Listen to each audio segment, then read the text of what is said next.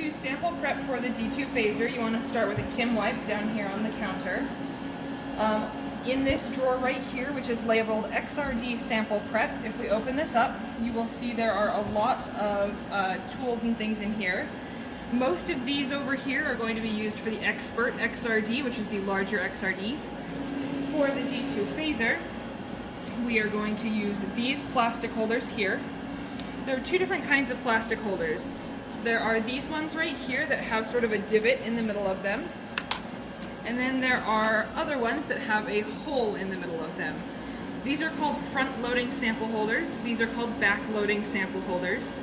The D2 phaser is really only good for powders, so there is not any way to really load solid materials into the D2 phaser unless for some reason your solid material happens to fit nicely in this circle here. It's much better to use the Expert XRD if you have a mounted or otherwise solid sample. For powders, however, if you have enough material, this is the sample holder you're going to want to use. You fill up this divot with powder, and I'll show you how to do that. The other method is this right here. Like I said, this is called a backloading sample holder. Just really quickly to show you the theory of how it works, and then I'll explain why that's not what we do. Is to grab a glass slide, flip this holder upside down, fill your powder into this hole in the middle, and then place the back onto it like this. Then you would flip this over, pull the glass slide off, at which point you have a nice, smooth, flat surface of your powder in this holder. Now the reason we don't use these is because this black plastic, for some unknown reason, actually has its own XRD pattern to it. So this black plastic will cause these peaks to show through your sample, which is very frustrating. It kind of defeats the purpose of an XRD sample holder. There are ways around it if you have a whole lot of powder or your powder is very dense. However, most people don't, this does not work for them. If you have a solid sample, what I'll typically recommend is doing kind of the same thing where we have a glass slide, flip your sample over, put your sample right side up like this, or I guess right side down, and then use some clay. This is just Sculpey clay right here. Use some clay to fill it in and kind of press your powder or your solid sample in here. And then again, you'll flip it and you'll end up with a nice flat smooth surface here. Sculpey clay also does give peaks. It has calcium carbonate in it, which is highly crystalline. But you can make sure that the clay is low enough in the sample holder itself to not show any peaks through to the D2 phaser. So that's the most common way to fix that. You also can get zero background holders.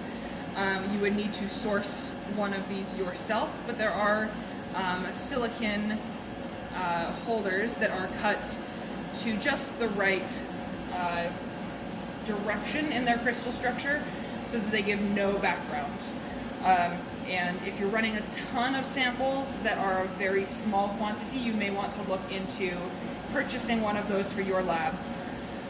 We do not have one that's available for general use here in our lab. So we typically don't use these.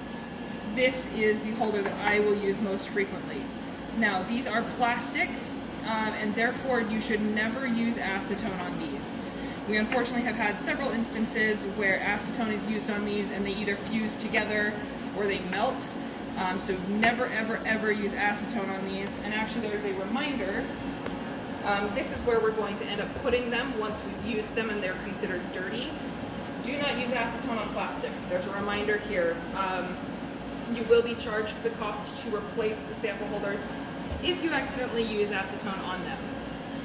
So I'm going to grab a little bit of isopropyl alcohol, and even though these have been cleaned, it looks like there might be a little bit of residue on this one. So I'm just going to use a little bit of isopropyl alcohol and just kind of wipe this up to make sure that there isn't any stuff in there. Now because these are plastic, these have gotten scratched over time, and it's possible that the the dirtiness I'm seeing on this surface is actually just light kind of reflecting weirdly off of those scratches.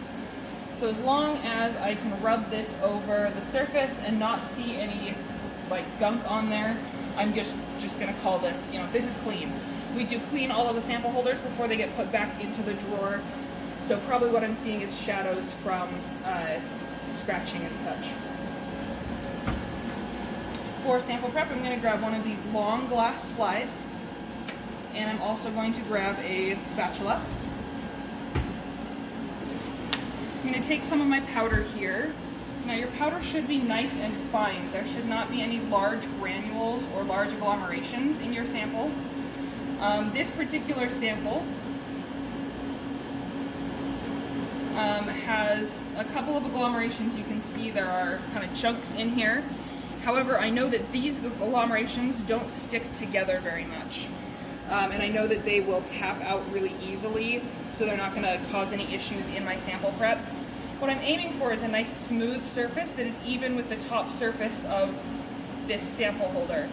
If you have large grains or you have agglomerates that are going to be very tough to kind of break apart, up in this cabinet directly above you, we have a mortar and pestle that you are welcome to use.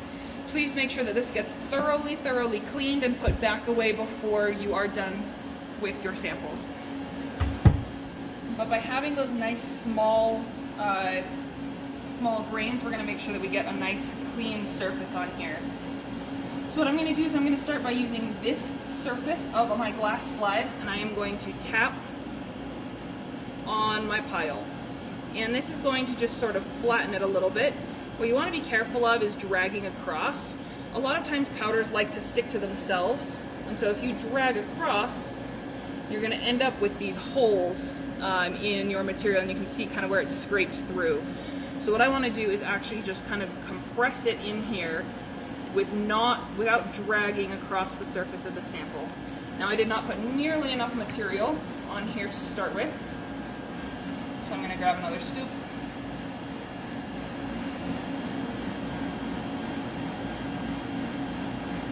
And to the extent possible, I'm going to try to avoid getting material on the edges of the holder.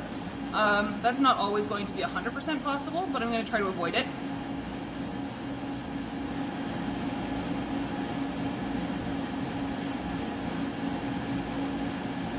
So you can see we're starting to get kind of a nice flat surface in here. Once we're pretty close to having a nice flat surface, we've just got some ridges kind of sticking up.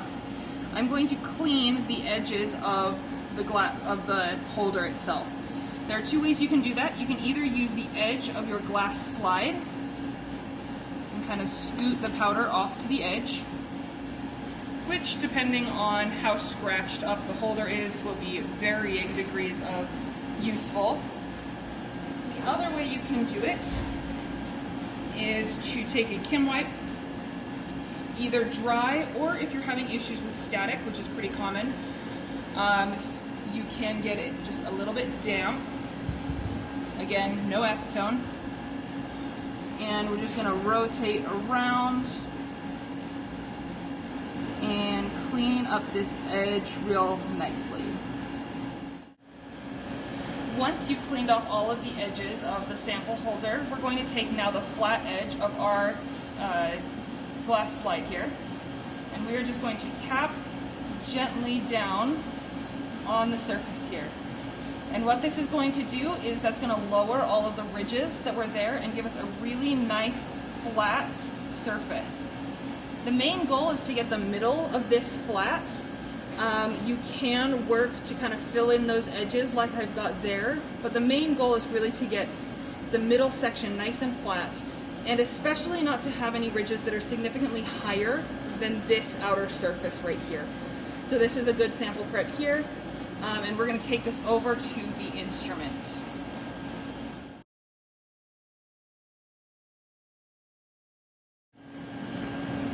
So we're going to bring this over to the instrument. This is the D2 Phaser here. You can see there is a screen embedded. There is also a computer next to the D2 Phaser. The screen that is embedded is a really poor computer. We've had the hard drive fail several times on us. So for that reason, we have exported to this external computer right here. So we're just going to ignore this screen here, pretend like it's not there. To open the door, we're going to grab this little piece right here, and we're going to pull it this direction.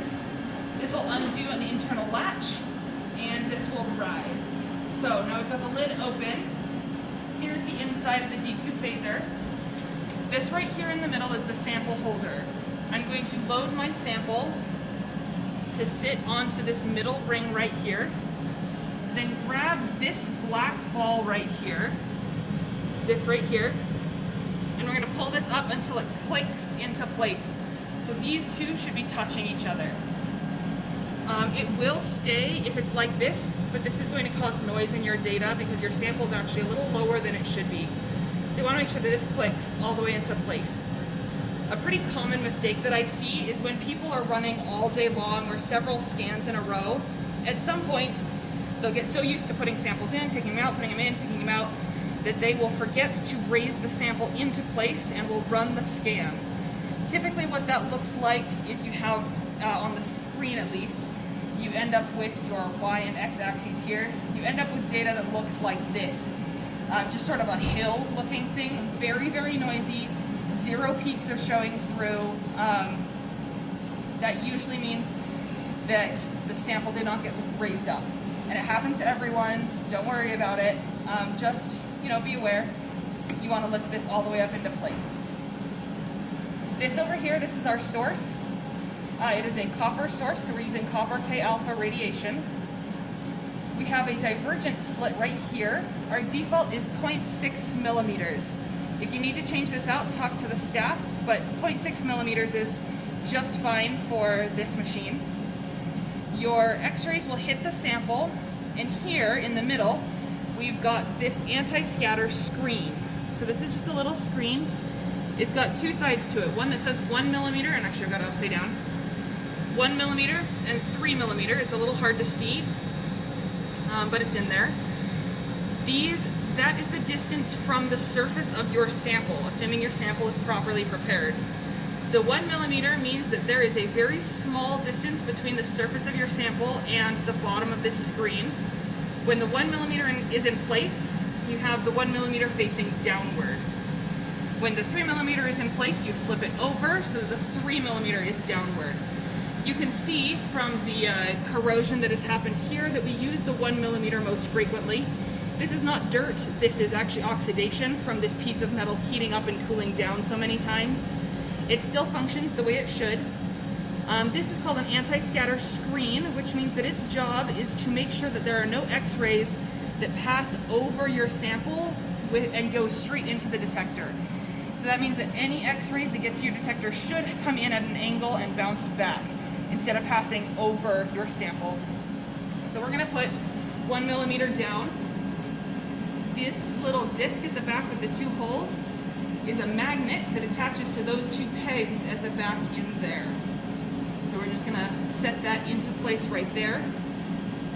Like I said, our default is 1 millimeter. This is pretty much how it should always be, but it's always a good idea to double check. And then over here is our detector. We do not have any things that we can switch out here. This is an anti-scatter receiving slit right here. We've got a solar slit, and then we've got a filter at the back. Again, we don't have anything to change out with any of these, so these stay put. If you have any questions about them, you can talk to staff, but this is pretty much the standard setup. This is how it is. At this point, we're going to close the lid using two hands pulled down. As you noticed earlier, this has a tendency to want to rise, so it is a bit heavier than you expect as you lower it. We're going to pull down with two hands, being gentle not to slam it, because we really don't want to damage any of the shielding that's in here to keep the x-rays in, until it clicks into place. You do not need to pull on the latch in order to close it. You do just need to use two hands to make sure that you're doing a nice controlled closing instead of slamming it shut.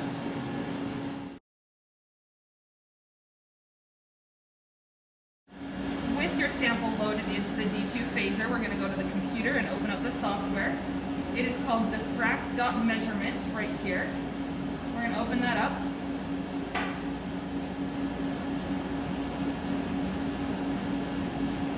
And we are going to make sure that you log in as Lab Manager, which it will prompt us to do in just a moment.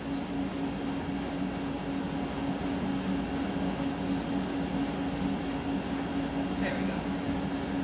So Lab Manager, you can see there are a list of options here. You want to make sure you log in as Lab Manager. Otherwise, you will not have all of the capabilities that the software offers. These other operator and engineer, those are limited options, which most people could work with, but I'm going to show you all of the options, and if one of them is useful to you, it's important to log in as Lab Manager. The password here is in lowercase S-N-O-W, snow, as in the white stuff that falls in the winter. All of that lowercase.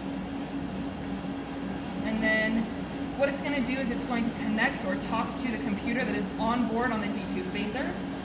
They're going to communicate back and forth about databases of calibration data and information, which will allow this computer to control the D2 Phaser. As I mentioned, it's kind of unusual that we have an off-board computer to control the D2 Phaser. Because it has an onboard computer, they didn't really set it up to communicate properly. For that reason, if you ever come here and the machine is turned off or the computer itself is turned off, please contact staff instead of trying to turn it on yourself. There's a very specific order of turning things on in order to make sure that that communication stays intact properly. So here is our software here. The reason I know that this is communicating properly is because this information has filled. If we're not communicating properly between the instrument and the computer, which does happen occasionally, this will stay blank. If you have that problem, that is a problem to contact staff about. It will most likely require a restart of the machine and the computer, and that is not something that you should be doing. We will start here on the left side. This is mostly up here information about your sample. So 2 theta, this is the location of your source and your detector. Phi is the location of your sample in this axis, in sort of a rotational axis. It does not matter what that value is, except to know that right now we are approximately 43 degrees off of where 0 is considered.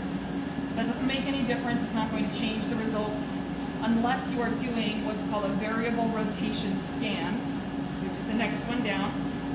Variable rotation means that during your scan it will be rotating. This is really helpful if you have samples that are oriented weirdly, where all of your sample or your crystals align in a single direction. Variable rotation is also often used for films, since films tend to be laid down in a preferential orientation. Variable rotation, we would recommend doing 15 as the fastest. Anything lower than 15 is fine as well. Any higher than 15, and you're likely to get powder spraying off of your sample holder because it's rotating so quickly.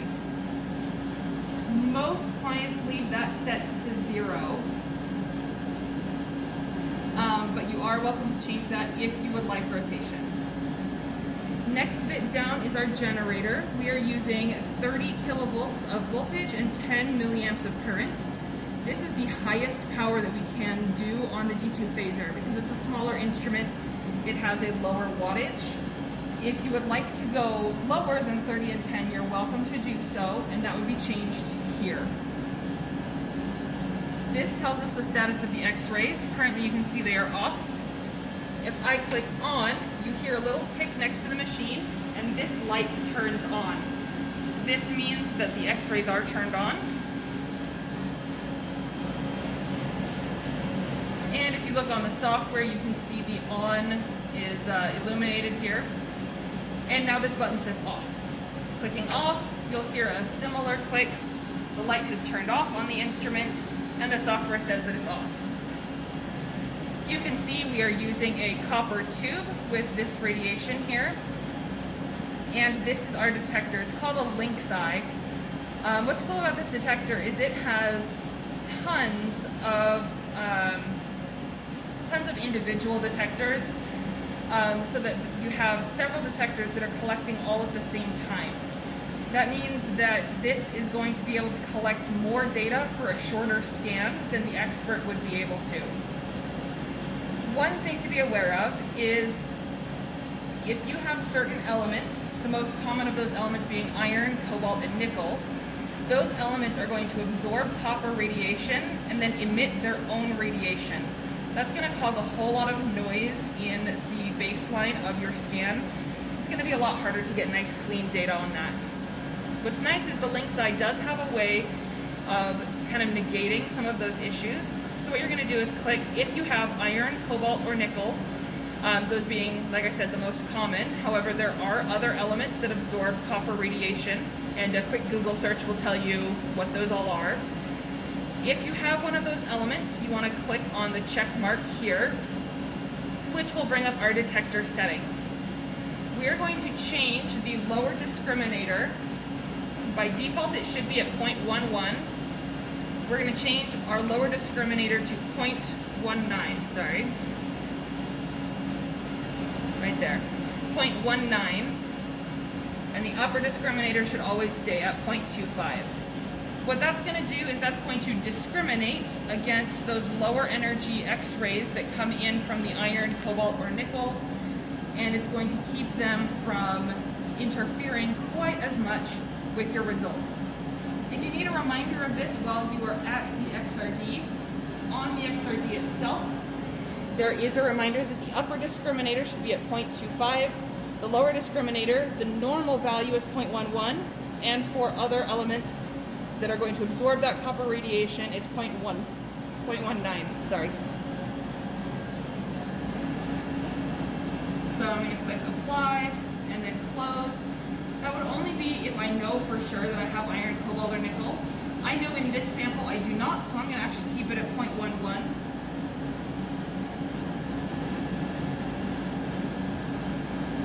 Even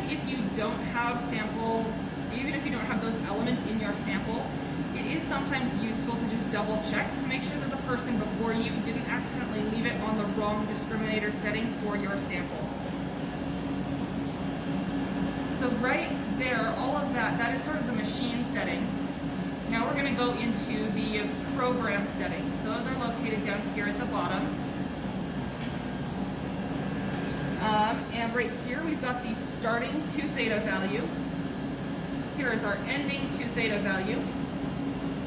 Here is our increment and our time per step. We can start all the way down technically at -5, I believe, which there is no reason to start at -5. That's complete nonsense. The lowest that's really useful is starting around 1 degree. You can sometimes start a little bit lower than that, but at that point you are pretty much beaming X-rays directly from the source into the detector. You're going to get crazy high counts and you're not going to see any peaks. So typically the best starting, or the lowest starting, would be around 1 degree. Our default increment is 0.02 degrees. And our ending angle can go all the way up to 150. Typically people don't need to go up past 90 or 100. Most samples don't show peaks beyond 90 or 102 theta. Then our time per step.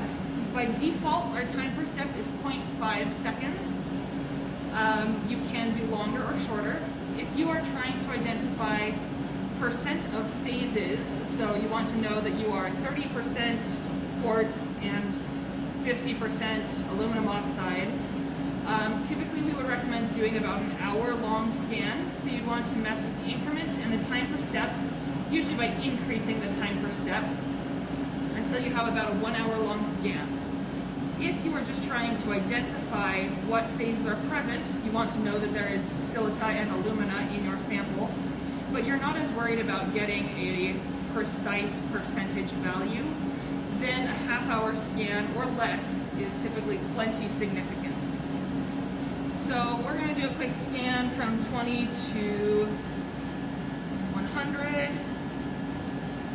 To make this a fast scan, I'm going to do a larger increment. And I'm going to do a slightly shorter time per step. What that did is that changed these values here, where it says 672 seconds. If I divide that by 60, I will get the length of time in minutes. Or if you hover your mouse over total time, it'll tell me how long the test is. So I've got an 11-minute test approximately. You can see right here. The one other thing that is important to pay attention to here is called the Psd Opening. That's this information right here. The Psd Opening is sort of like a slit on the side of the detector. At a maximum, we go open to 5 degrees. If you are lower than 10 degrees for your starting 2 theta, you want your Psd opening to be half of that. So if I was starting at 10 degrees, 5 would be fine for my Psd opening. However, if I am starting at 5 degrees, I want my Psd opening to be 2.5 degrees. Like I said, to be approximately half of the starting 2 theta. The purpose of the Psd opening is so that if you have X-rays that are going straight from the source into the detector, you are less likely to saturate and or damage the detector. So this acts sort of as an eyelid to close the sensitivity of the detector in order to allow fewer X-rays in when you're down at lower angles. 5, like I said, is most traditionally what we have input here. Once you have all of these set up, we're going to click Start, and that's immediately going to turn on the X-rays. It's going to ramp up the voltage, and then we're going to start seeing results up on the screen. It will show results as it collects them. One thing you might notice is that it will actually start below the 2 theta that we asked it to start at. So we have it starting at 20 degrees 2 theta, but once it has positioned itself, and we're going to watch up here in this corner, top left corner, we're going to watch this 2 theta value. Right now it's just initializing this drive, so we'll let it finish doing that. There we go. So you can see it's positioning itself, and it actually started a little bit below 20. And the purpose for that is that the X-ray beam is a little bit larger. It's got a thickness to it. So the X-ray beam has a little bit of thickness to it, and it measures its location based on the middle of that beam. However, the middle of that beam being at 20 means that up here is maybe at 22, and down here is maybe at 18. So what it does is it actually starts a little lower than where you want it to start. Sorry, I'll bring my hand up here. Lower than you want it to start, so that this top of the beam is at 20, meaning that the middle where it measures from is actually around 17 or 18. So you'll notice it starts a little bit lower, and actually as it goes through, if you want it to end here, it's going to end actually a little bit farther than that. Again, to make sure that all of the thickness of this X-ray beam hits your sample, so you get the maximum number of X-rays hitting your sample as possible. Now, however, we have gone past what my starting 2 theta was that I asked for. So you can see we've got results here. Once this is done, we will be able to look at the results and export them into a usable format.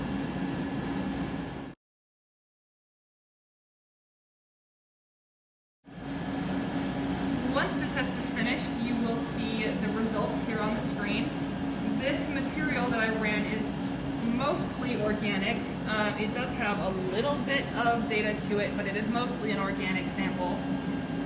Once it's finished, it will return back to 60 degrees 2 theta. That's its resting position for the source and the detector. You'll also notice that the X-rays are still turned on. So in order to get your sample out, you're going to have to click off in order to turn off the X-rays, which will allow you to open the door. While the X-rays are turned on, the door does lock shut. So if you try to open the door at the end of your scan and you're not succeeding, make sure that your X-rays are turned off, pull the door closed again, and then try reopening. So we've got got our results here. These are not great results. You can see this right here is called an amorphous hump, which pretty much just means that I have a lot of non-crystalline material in my sample, and then you can see it kind of decreases from there. This is really not a great sample to run in the XRD for the purpose of results. It is really nice for sample prep though, and I think it shows that point really nicely. So here's our unfortunate looking results. To export this, we're going to go to File, and we're going to click on Save Results. You want to make sure that you're clicking Save Result. Save Experiment will not do what you think it does. Save Results is the one that you want. When we click Save Results, there are three options. There's a VRML file that is specific to Bruker software.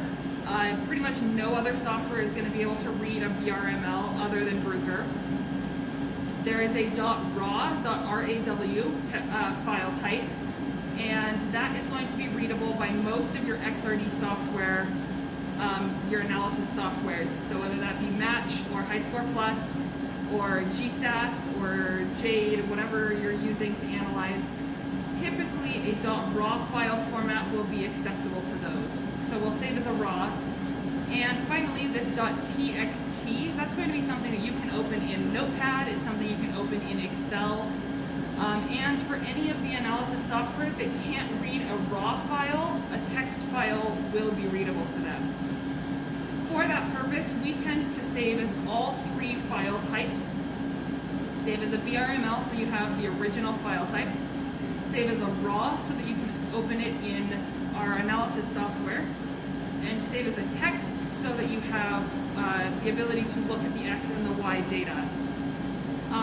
Another reason we save more than one file format is because it has happened occasionally where the .raw files actually go corrupt for pretty much no reason. We have no idea why.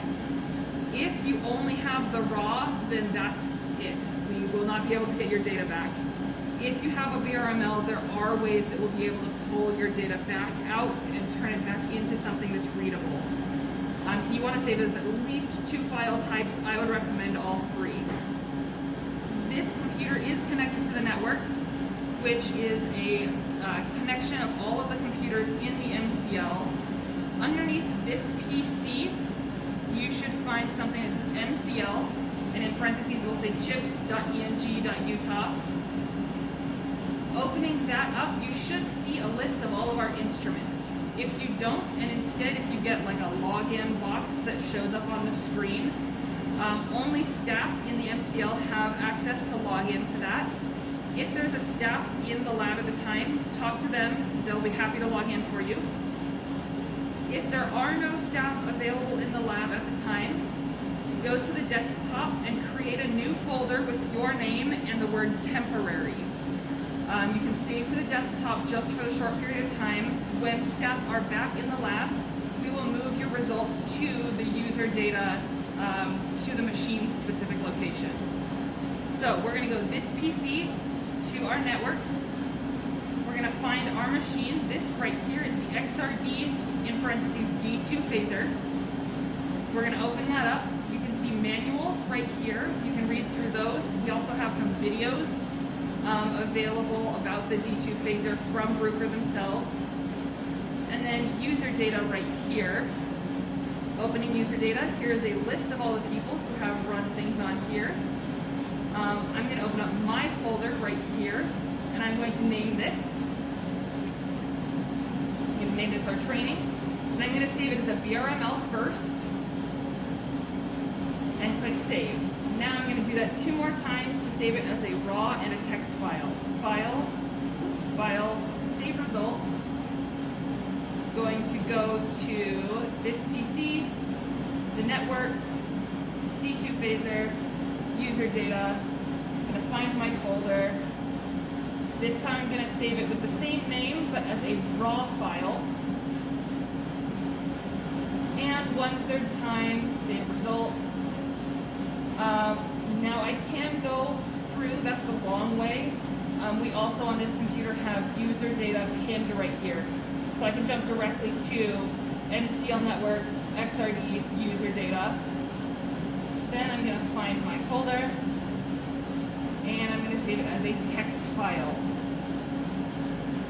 So now if I open up the File Explorer that has user data open, and I go to my folder, you will see that I've got all three right here, Vsml, raw, and text, which should be, the three of them should be able to be read by whatever software I am trying to use. Now, I did point out File Save Experiment, just so that you know what that does. That is going to save what's called a Vsml, which is different from the VRML earlier. VRML has results are for results. Vsml is just the scan parameters, so S for scan parameters. That is only going to save this information down here, your starting and ending to theta, your increment, your Psd opening, and your time per step. If you are running the same scan over and over and over again, it can be nice to save a Vsml. Just like before, you'd save it to your folder under user data and you'd give it whatever name you would like. However, it's so easy to set up the parameters down here that most people do not save a Vsml file. The main purpose of a Vsml file in this lab so far has been for projects that are very long and have multiple people running it. So if you've got 3 people in your lab group and you're running 20 or more samples where each of you is running a few of those, it sometimes helps to have a Vsml so there's no mistakes from one person to the next that would make your data incompatible or make it so that you couldn't compare results between the samples. If you have a Vsml file that you are trying to run, instead of filling out this information here, you actually will go to Start Jobs right here. You will give your sample a name in the first column. You would click on the 3 dots under experiment name to load the Vsml file. And then under result file name, you would tell it where to save, which would be user data and then your folder here. Once you have those 3 filled out, you can click Start Job down in the corner, and that will run just the same as if you had filled out the data down here. Most of our users do not use Start Jobs, so unless you have lots of people running lots of samples, it is much quicker and much easier to run through this method here. So you can see our 3 file formats here. That is the end of what we can do on this computer regarding the software, other than just sending the data to yourself. You can leave this open if you would like as you're cleaning up. There's no need to turn off this software. It is worth noting though, as soon as you start the next scan, this data is essentially lost. It is hidden kind of deep in the recesses of the computer's memory, but you want to make absolute sure that you save the result before you pull the sample out of the D2 phaser in order to make sure that you don't lose this data.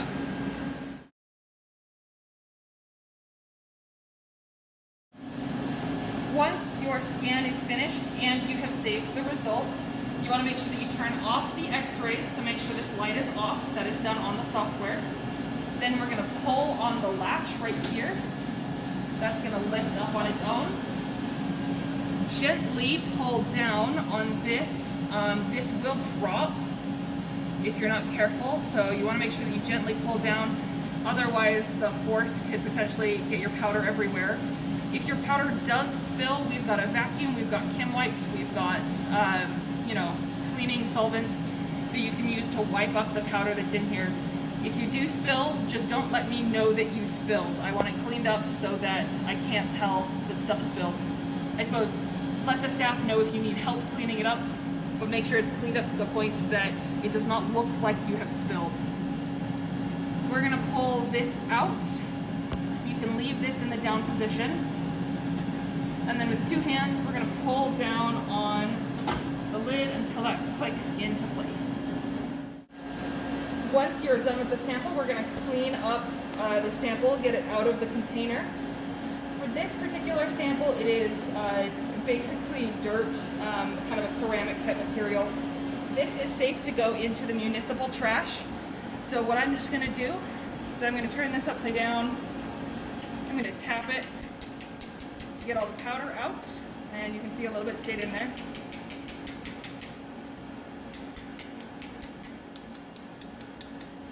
There we go. So tap all the powder out, and this I'm just going to throw into the trash, so I don't have to worry about that. What I am going to do is with my glass slide and with my holder, I'm going to rinse them out until there is no evidence of the powder that I used on them. So I can see already my glass slide is pretty clean. I'm just going to wipe it to make sure there's no powder on here. And then I'm going to put it into this container back here. Every so often our lab staff will clean the holders in here, and that's just to make sure that they are absolutely clean. There is no trace of your material getting contaminated with the next person's. However, our staff don't know your sample as well as you know your sample. So you want to make sure that you don't leave any powder residue on your material before, or on your holders before you put them in here. We're going to do the same with this. And depending on how sticky your powder is, sometimes just kind of circling a Kim wipe around in here will get the last of it. Sometimes you need to rinse just a little bit to get it to clean up. Once that is nice and clean, there is no hint of residue on your sample holder. Again, we're just going to place that gently into this holder. Lab staff will clean that up. The spatulas we do not clean nearly as regularly. We do clean them occasionally, but you want to make sure that you take a clean Kim wipe with some isopropyl alcohol, and we're just going to wipe this off, make sure it's nice and clean, and put it back into the drawer underneath the counter right here. I'm going to put the isopropanol back where it belongs, and just wrap all of this back up. I'm going to try to get that IPA to evaporate a little bit. What's nice about working on a Kim wipe is I've got a clean counter now.